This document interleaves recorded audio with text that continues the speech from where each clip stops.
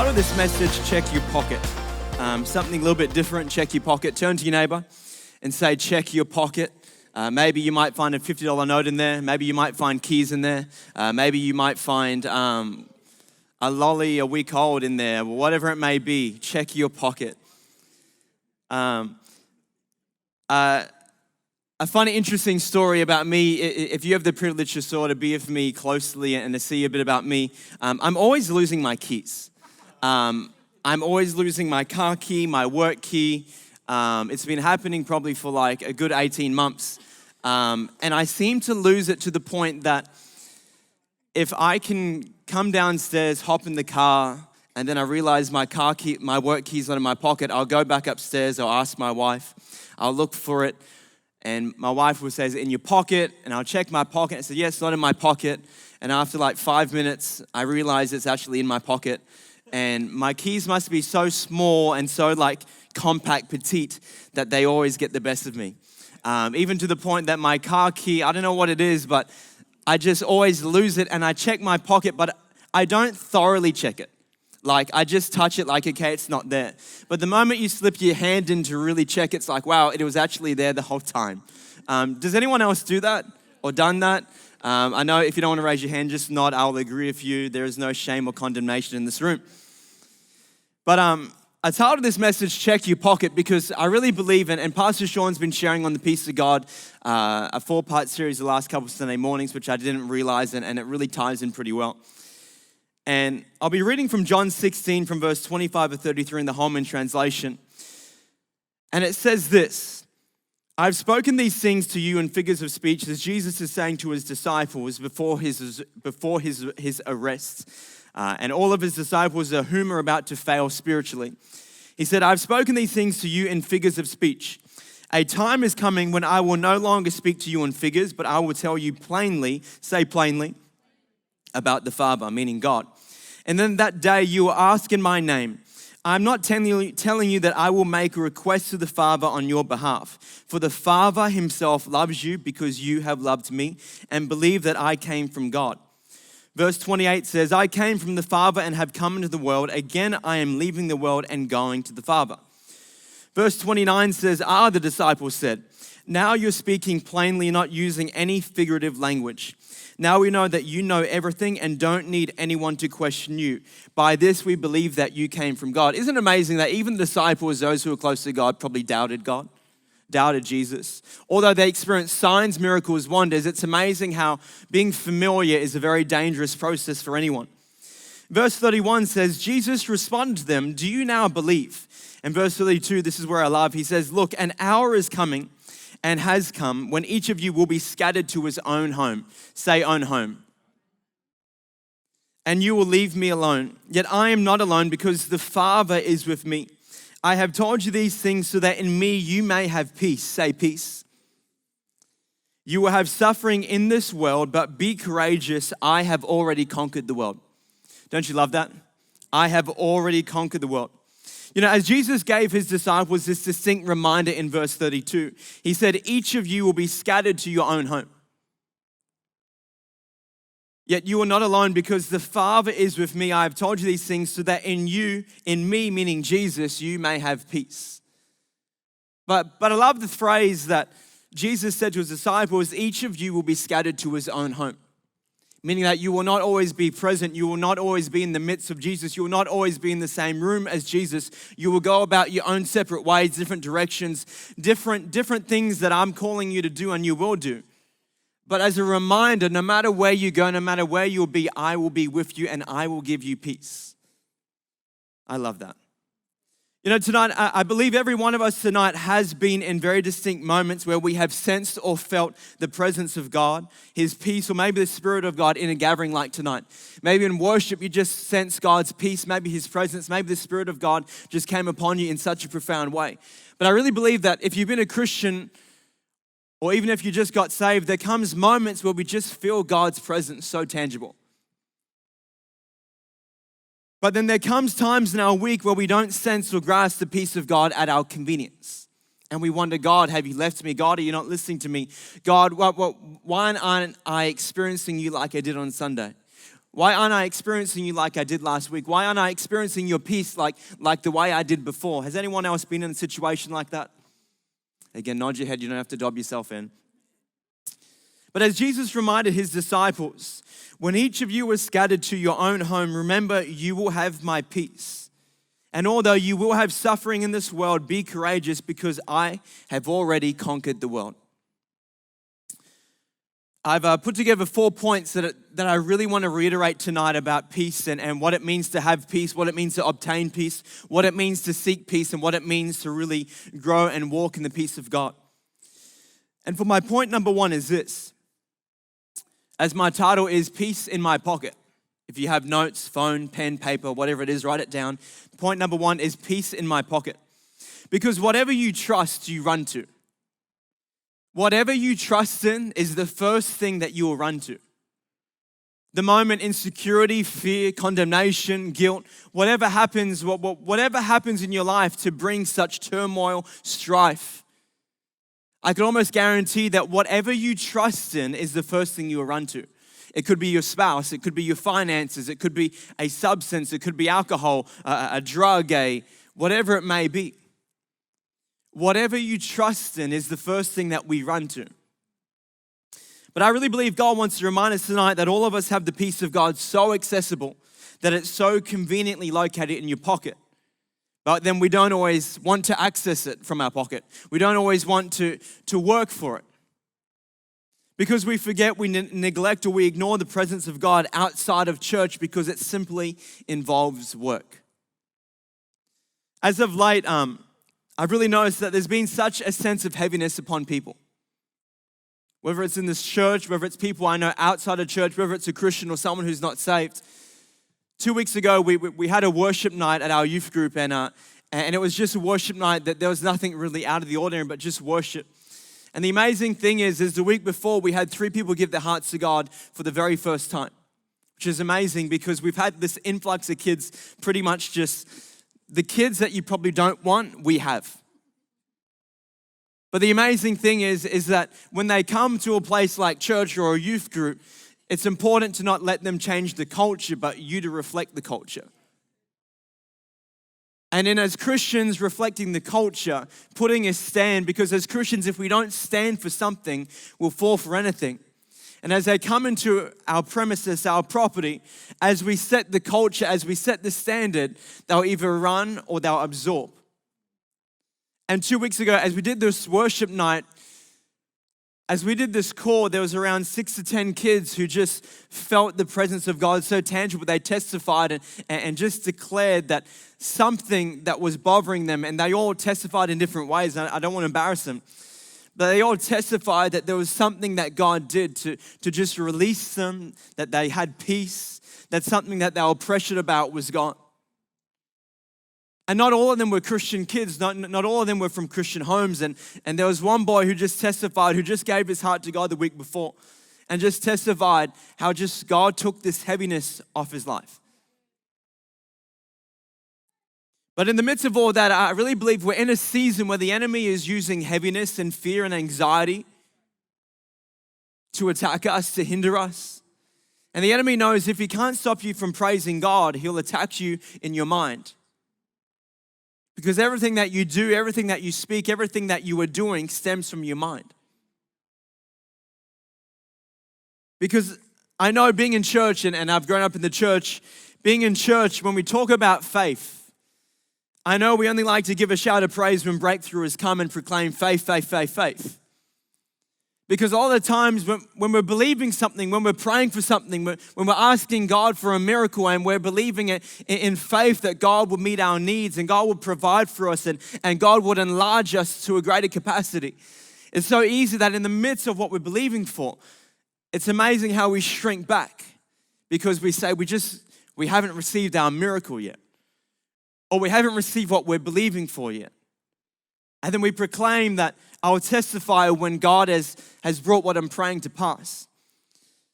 But I want to remind us tonight that faith is not about everything turning out okay. Faith is about being okay when it doesn't. I'll repeat it again. Faith is not about everything turning out okay. Faith is about being okay when it doesn't. I don't ever want to be a Christian that could only function when everything is functional. And I know that's easier said than done. What do I mean? I mean, I'm only really good when everything is going good. I don't ever want to be that kind of Christian. I don't ever want to be the kind of Christian that when the moment something goes wrong in my life that I lose my salvation. Because as Christians, what God calls us to be, we're not called to be mountaintop Christians. And what I mean by mountaintop Christians is that we're full of faith when everything goes according to plan. Or beyond that, when you're holding your trophy or you're holding your promotion in your hand, or beyond that, when all your money is in your account. The reality of the Christian life and the pivotal moments of Christians are the valleys. Even when you're in a valley or alone in the darkness, you have Christ to hold on to, because if God brought you to it, He'll bring you through it. Am I preaching to everyone? Point number 2 is this: peace is eternal. I know that when we sense peace, when we feel God's peace, it's so easy we sense that God left us, God abandoned us, that God's peace isn't with us. But it's important to remember that if you are a son or a daughter of God, if you've invited God into your life, that point number 2 is peace is always eternal. It's everlasting. It doesn't leave you. If you ever believe the lies of the enemy that you were too far gone, not saved anymore, sin too far to have the peace of God, reminder, peace is eternal.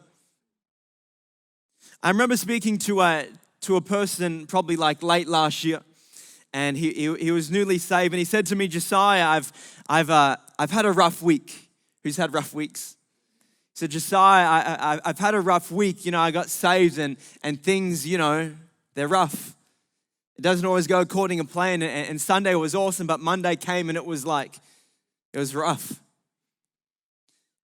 And he said to me, you know, on Monday I got caught out swearing, and then that night I did something wrong, and then Tuesday I did something wrong again, and you know, I need to get saved again, and Monday after I swore, I felt like I need to get saved again. Then later that night I felt like I need to get saved again, and then come Tuesday I felt like I needed to be saved all over again, and then come Sunday there I was at the altar needing to get saved all over again.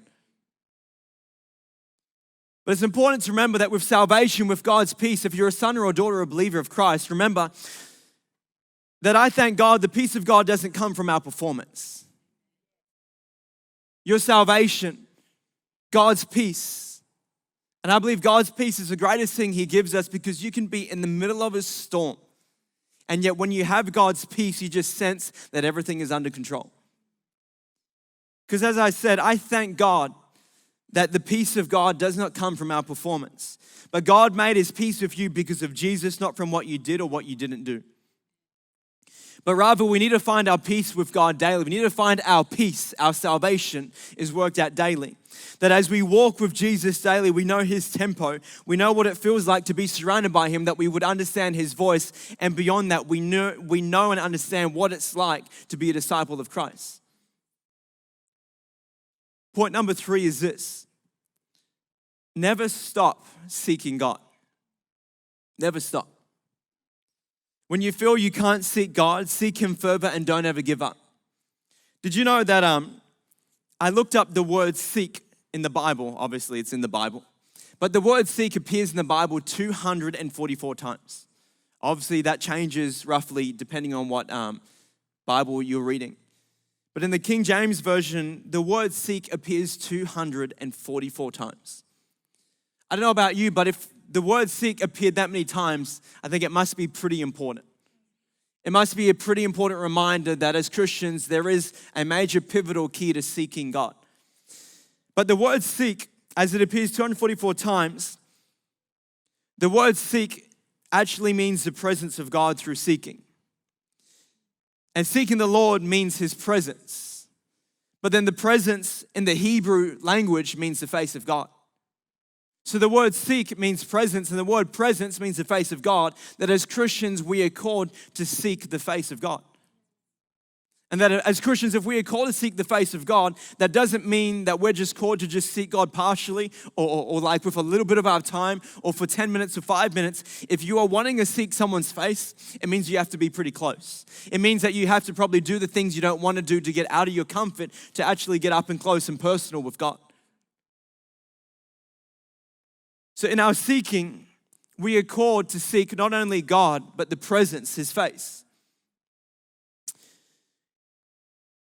Being a youth pastor, I think I see a lot of trends in kids and young people, in people. I'm always with people. I'm always with other churches. I'm always mingling with pastors, whatever it may be. I'm always with people. And I'm always sensing new trends because youth are all about trends. There is always a new trend. There's something new. There's something exciting. What was great last week is now old. It's amazing how fast trends can go out of date. But I feel like we as Christians are in a trend of treating church like a commerce product, as if the church is some store or drive-through for our convenience, that we want the worship team to take us into the presence of God and give us peace. Or we come to church to want to encounter the Spirit of God when it's convenient to us. Or beyond that, we want to hear a message to encourage us in our week, but maybe not challenge us for our week ahead. In hindsight, there is nothing wrong with that motive, but if church is the only time and place in your week to tap into the throne room of God, I think we've got it all wrong. Because the moment we leave church, if that is our reality and what we plan, the moment we leave church and face reality in the world, we'll be empty once again, longing for something to fill a void that only God could fill. That means outside of my church experience, I get on my knees, I sing my own song, I pray my own prayer, and I know coming to church, we can come to church and all of that gets done in the same building, and we come into church and we feel the peace of God, but then we go back to our home, it just goes. But we've got to learn to dig our own wells. We've got to learn to seek God ourselves. Because if church is the only time we worship, if church is the only time we pray, if church is the only time we're on our knees praying, then we've lost the whole concept of church. Because church isn't just a service. Church is the gathering of the saints. Church is not a service that you could come, take what you want and leave. Church is the gathering of the saints. In fact, this building, when it's empty, is not a church, it's just a building. The church is when the saints gather. There is something powerful when the saints gather.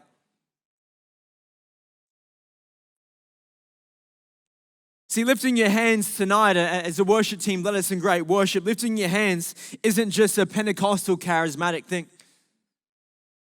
Or because a worship leader encouraged us to say, hey church, let's lift our hands and worship now. Let's seek God further. Let's dig a little deeper. If the keyboardist could come up. Because lifting our hands and praying and coming to our knees, it has nothing to do with just church in general. It's a desperation thing. It's simply desperation that God, we simply want more of your presence. God, we simply want more of you. God, we simply just need you. I'll choose to sing even if I can't sing. I'll choose to lift my hands even if I don't want to lift my hands up. It's desperation. And my fourth point is this. We grow through community. We grow through community. You know, community is a pivotal key in the Christian life. It's pivotal. Community is so pivotal. It's a key to growing in our Christian walk. No matter the season we're in, we need a community to uplift us, to stand by us, to be with us, to support us, to encourage us. And as much as we grow deeper in those quiet moments with God, it's when we're surrounded by saints, when we're surrounded by people like-minded that we grow physically. But it's in those moments that we have with God where people don't see, where we're behind closed doors, that we grow spiritually. It's in moments like tonight or in our week at a life group or just meeting to talk about what God's doing that we grow physically. I really felt tonight that God was going to release things of people's lives. And I feel that there is such an attack at the moment on our minds. There is such an attack on anxiety, fear, frustration, worry, doubt. Will God meet my need? Will what I'm praying for come to pass? But I think the true question we've got to ask ourselves that if what I'm praying for doesn't happen, will I still praise you? If what I'm praying for and believing for and speaking for doesn't happen, or maybe not happen in your timing, will I still praise you? Will I still worship you? Is church just a mundane routine thing, or is church a desperation thing that God, I just simply need more? Am I coming to church and hope that the worship team could lead me into worship? Or am I coming to church already full of worship saying, God, this is the celebration? See, if you've ever struggled with anxiety, depression, or worry, I really want to reiterate tonight that it's okay to talk about it. And I almost feel like past religious Christians, whatever it may be, have put too much condemnation upon it. That we're too afraid of anxiety, we're too afraid of pressure, depression, worry, doubt, fear. We're too afraid to just say that what I'm believing for hasn't happened, or what I'm believing for, I'm struggling with. And I feel that Christians are probably the most hard to grasp because we don't want to celebrate until we truly have what we want. But it's in those moments of the valleys that we as Christians shine greatest. It's what separates us greater from the world. Anyone can have victory. But as Christians, our most pivotal moments are our valleys. The Bible reads scripture upon scripture about valleys, but not just that valleys, but that God will go before you, that God will be with you, that God will pride a way, that if God brought you through it, He'll brought you to it.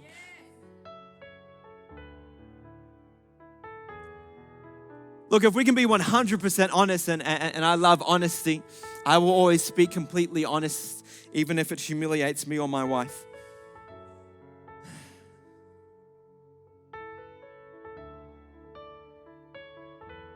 But I feel that men are a lot worse than women with shame.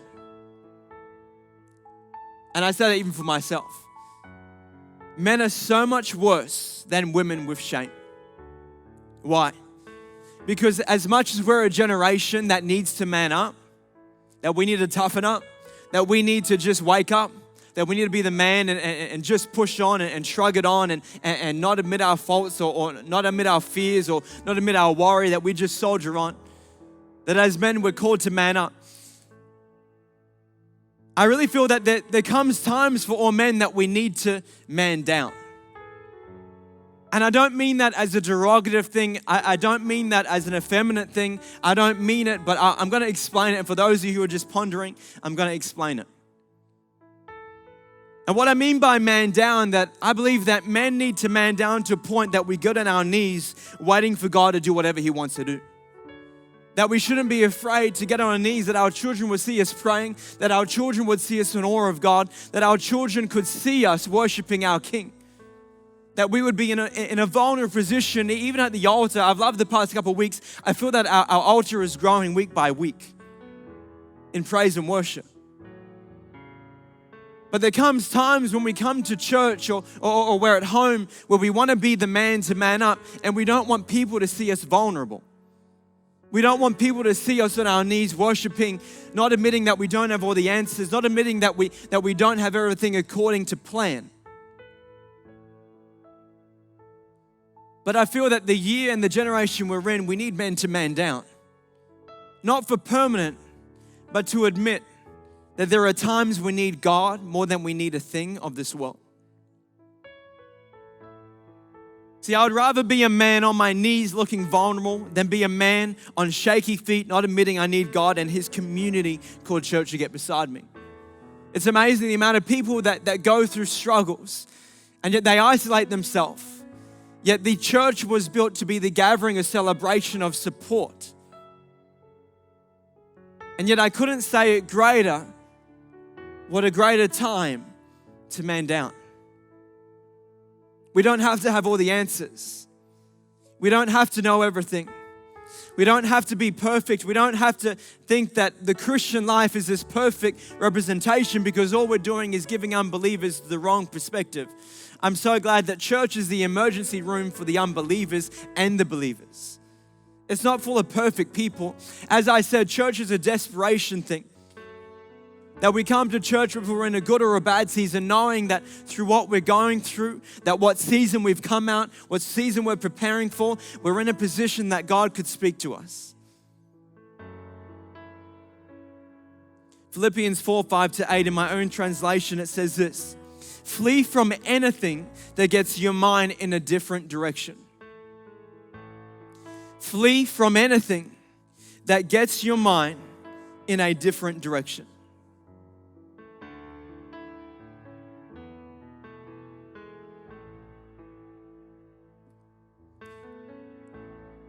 You know, every time the devil tries to throw something at you, and who's ever had the devil throw something at you? It's so easy that we can shrug it off. It's so easy we can just not admit or even ask for help or ask for assistance or say, hey, can you pray with me?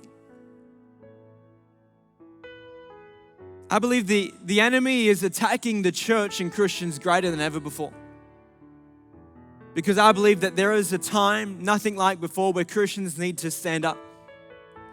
And there is a time in our generation and the society we live in where Christians are standing up. There are Christians standing for what they believe in, making a difference. But every time the devil tries to throw on your plate something that is not from God, it is important that you decline what he tries to offer you. In fact, so many times when I'm getting something to eat, when I'm getting a coffee, it's amazing that sometimes people can just get the order wrong. In fact, I was at Woolies the other week and it was as if the guy just wasn't listening to me. The person serving me, I could have sworn he wasn't listening to me one single bit. Because my wife and I, we've been in this deli sort of phase where we're getting bacon, different hams, cheese, and olives and feta, different things. And every time I asked him for what I wanted, he got the wrong thing.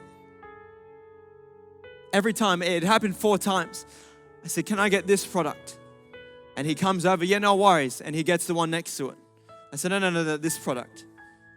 And then I want this bacon. And then he gets the wrong bacon. I said, no, this bacon. And it happened 4 or 5 times. To the point the 5th time, I just let it be. It wasn't worth it. But it's amazing that when someone gets our order wrong, I could guarantee that you are the first one to say, excuse me, that's not what I ordered. Please take it back.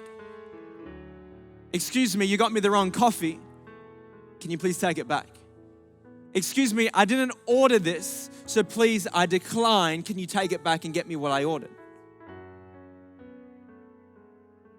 This is not what I wanted. This is not what I asked God for. So I'm asking you, since I'm paying the price for it, that you would decline it and I would want what I ordered. And I think in the same way, in the same concept, shouldn't we be saying that to the devil? That every time the devil tries to throw on your plate something that is not from God or not what you ordered, that we would say, hey, devil, this is not of God. I decline it and I ask you to take it back in the name of Jesus Christ. In fact, this is not from peace. This is not from love. This is not from God. I decline it and I ask you to take it back because it's not what I ordered. In fact, beyond that, I decline what is not my portion. In fact, every negative report, every negative thought, every negative word that was spoken over me that you put in my mind, I gladly decline and say, devil, take it back. In fact, if I can go further, I'm going to send it back. I'm going to keep fighting. I'm going to keep worshiping. I'm going to keep praying because in the midst of the uncertainty, waiting to see what we get, we keep fighting. We keep praying. We keep worshiping, knowing that my portion is peace. My portion is healing. My portion is restoration. My portion is God. If we do it in the world, why don't we do it in the spiritual realm? Because I believe so tangibly that the peace and presence of God is so tangible. It's so available. It's simply in your pocket. There is nothing that you did that could take it away. There is nothing you did that could ever take the peace or your salvation away. God so freely gave you those things because of Jesus Christ. So there is nothing on this world that God could ever take that away by your performance, by what you said, what you did. It is so easily accessible, it is in your pocket. All you have to do is reach in and grab it. And if you can't feel it, you dig a little deeper. If you can't grasp it, you seek a little further. And if you still can't find it, you worship, you pray, and you keep going till you receive your portion that God has for you. Because church is not just the gathering. Church is the celebration. That as you go into your week, you are equipped for the week ahead. Because I really believe that it's time as Christians we start digging our own wells. We stop relying on a worship leader or a pastor or the sermon to prepare us for what is ahead. I believe it's time for us to dig our own wells that God has already equipped you. God has already given you peace. God has already given you everything you need if you would simply come to a place of desperation.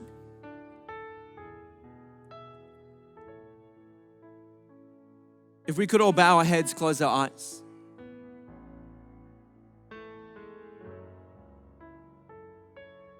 If you have allowed fear, intimidation, anxiety, whatever it is,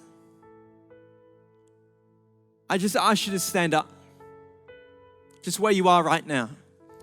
Because I really believe the presence of God is so here in this room that He wants to release that. In fact, if you know somebody struggling with something, just stand on their behalf, because I believe that God can meet them where they are at. They don't need to be in this room to get saved. They don't need to be anywhere in this room. They just need a touch of God, that if you have the faith for it, God could bring it for you. Just stand up where you are.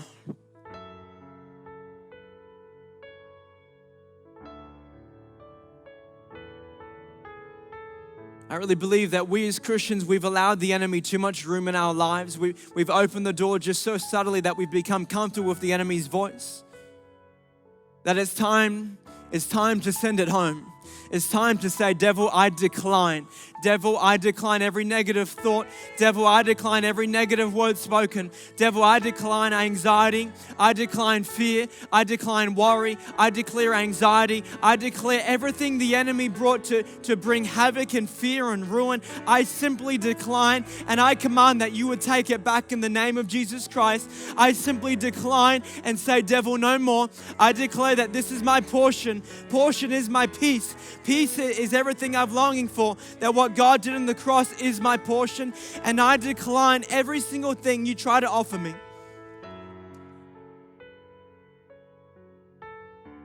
God, I just speak it right now over every single person standing in this room. Whether they are in this room for themselves or they're believing for someone, God, I just command that wherever they are, that they would just sense the peace of God over them right now. I declare from this moment that these people would be carriers of your Spirit, that they would just carry the presence of God, the peace of God into that room, into that environment, into that workplace, into their community, God, that wherever they go, God, they would be equipped as the saints to know that they are carriers of your word. And God, I just command that you would raise us up with boldness. God, I know that we have such boldness when it comes to service that we pay for. I've seen Christians and unbelievers get so ferocious, God, when we get orders wrong or when we don't receive what we want. But God, I just pray that we would have such a godly tenacity to decline what the devil gives. That we would have such a godly tenacity to say, this is not mine. I decline. I take back, take it back, take it back, take it back.